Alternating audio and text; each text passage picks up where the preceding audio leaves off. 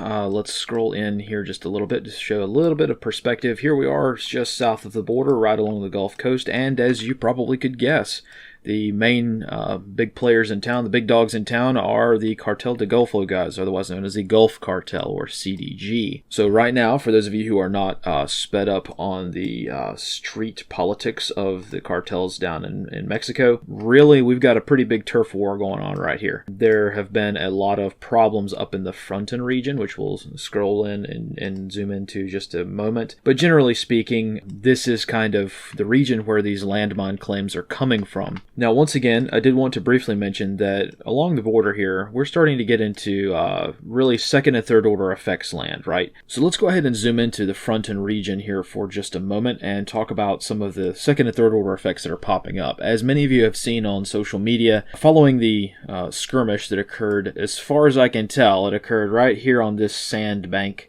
just to the north of this cluster of buildings, and I'm still working on plotting out a lot of the cartel safe houses and staging areas that a lot of cartel members and coyotes use to, egress across the border. A lot of this is very public information. They're not really trying to hide it super well. That will probably change over the next few months. But I did want to just highlight the general region here and show that, yeah, the American positions here along the border are fairly well intense now. They're trying to advertise this, so this is not proprietary information. They're fairly well trying to make people very well aware that the American presence here is most certainly a show of force. So once again, Fronten is the region where this skirmish occurred a couple weeks ago now, I think, or maybe a few days ago.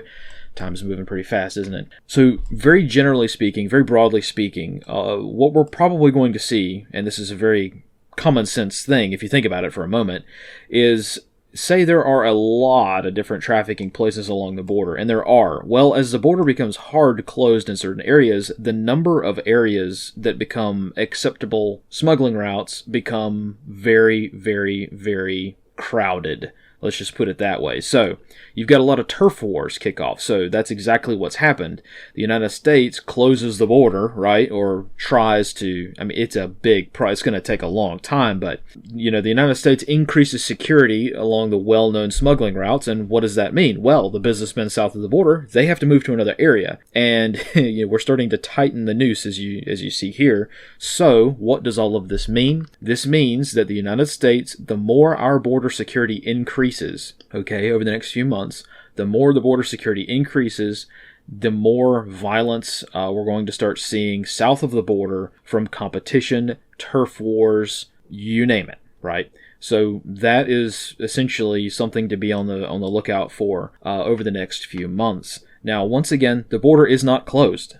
There are plenty of smuggling areas. It's just that the cameras only focus on the areas that are very public. So that's one of those things that's going to be a concern for a very long period of time. It's not something that happens overnight. If you just zoom in and look along the border, it's going to take a long time and a lot of people. 10,000 people is not going to cut it, even if you've got 10,000 Mexican troops on the other side of the border, and you trust them, which you shouldn't.